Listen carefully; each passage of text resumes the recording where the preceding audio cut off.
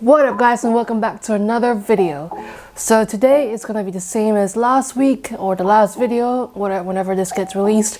We're gonna be cooking the national dish of the country that we land on the spinning wheel thingy. And the countries that are going to be in the spinning wheel are the countries that are participating in this year World Cup in Qatar, which is in a couple of weeks. I'm joined by my cousin Kumud, who's here on her half-term break, annoying me every single day. But no, you see her staring at me. Kumud, are you excited to be cooking? Yeah. Are you excited to watch the World Cup? I don't know what that is. Wow, that's very sad. Okay, so before we start cooking, let's spin the wheel and see where it lands on.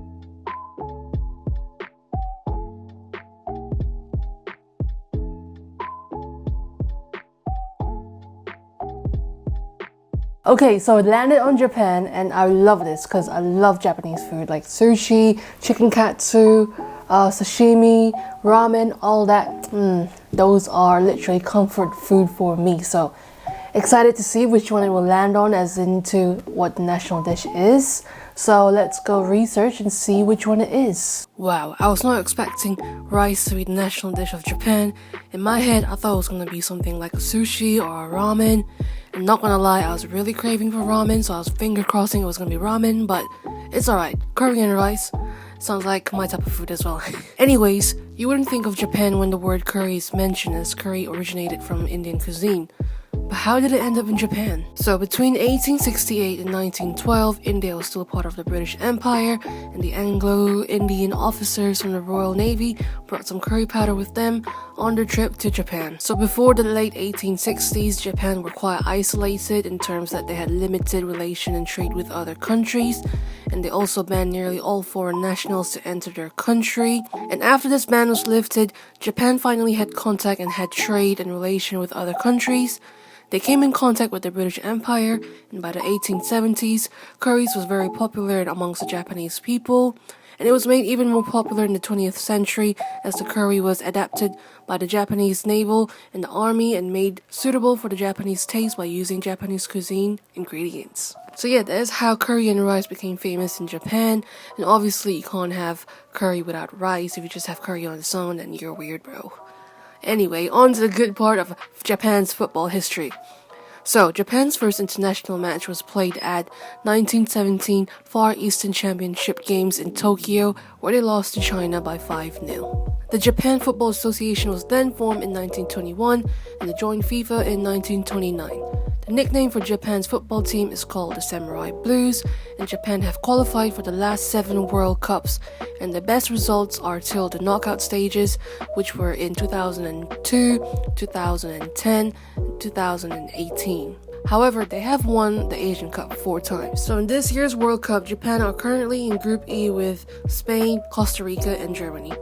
I recorded this video before the World Cup started, but I had to re-record this voiceover because did you guys just see what Japan did? They beat Germany. I was literally in the gym and I saw the penalty kick from Germany in the first half, and I was like, Germany's gonna win this. And then I saw the equalizer from Japan and I was like, okay, maybe it's gonna be a draw. But then I went into my car, turned the radio on, and everyone in the radio was screaming, the pundits were screaming, Japan just scored! Japan just scored! And I had no idea what was going on because I thought maybe it was just like a replay back of the equalizer goal from Japan. And then I ran home, I turned on the TV, and it was 2-1. Like, I didn't see the winning goal being scored, but I watched the highlights, and oh my days. That touch, that control, and that finish. If I ever did that, I would never shut up about it. And if that was ever recorded, I'll be putting that everywhere in the YouTube for everyone to see, because that was incredible. That goal was literally, it's too good. It was too good.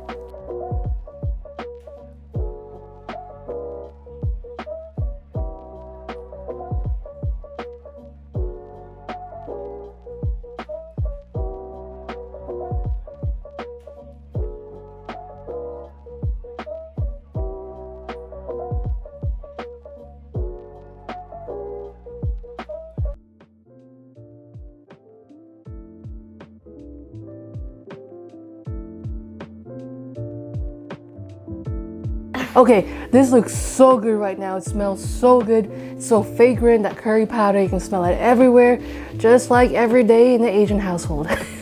So excited to try this. That meat looks really, really tender, and it is really, really tender because it's been cooking for 2 hours. So yeah, it better be tender. And this rice here is jasmine rice. So basically, wash this rice before you cook it. If you don't wash your rice, we can't be friends, right, Kumut? You're supposed to say, we're not your friends if you don't wash your rice. You're just here for the food, aren't you? Yeah. Okay, great. I'm gonna dip my rice in a little bit of curry. And come on, grab some. Dip my curry into my rice. Okay, let me put it here for you. Alright, so this is just the curry and the rice, so let's try just on its own. Is it hot? Oh man. That's good. That is really good.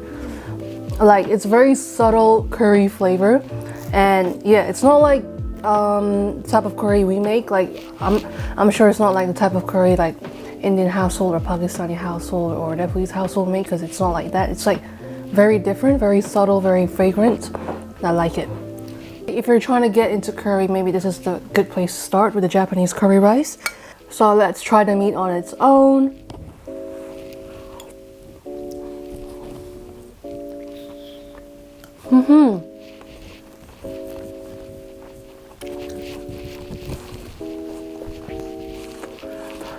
This is very, very tender meat, and obviously it better be tender because it's been going on for 2 hours. Tender meat, just like butter. When you put the butter in the pan and just blah, blah, blah, you can't even taste the mushroom because it's like so integrated in there. And I can get a little bit of sweetness from the apple as well, the grated apple that we put. At first I was a bit skeptical on the grated apple, but yeah, I guess it works. Come.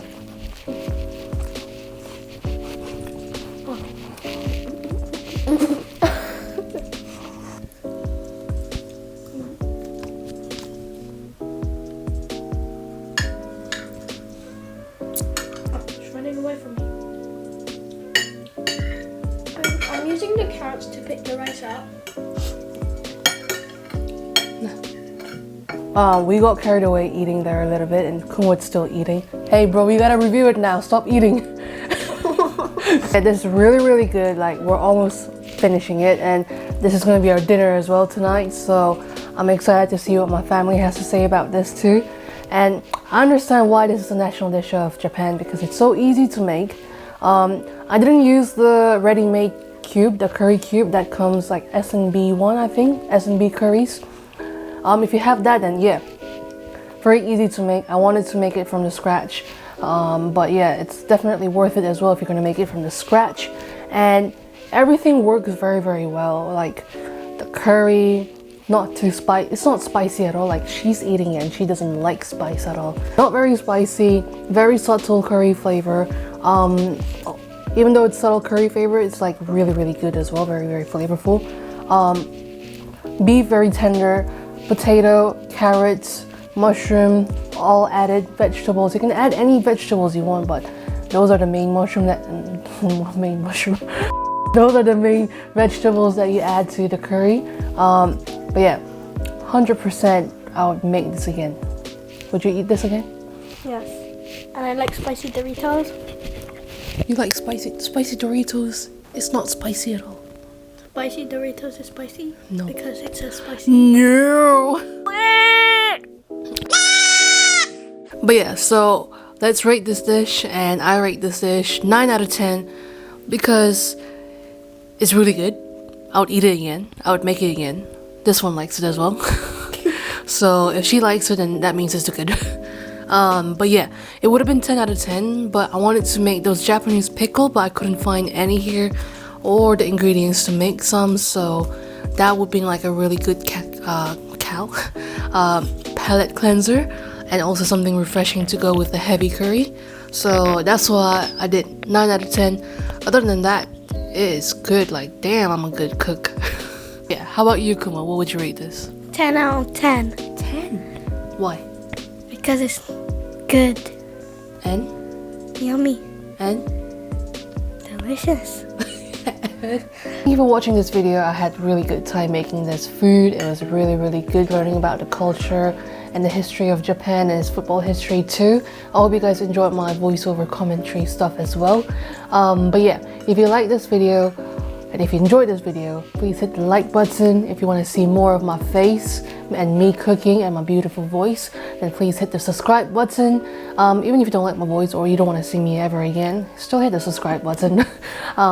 Share this with your family and friends and let them know to hit the like button and subscribe button as well.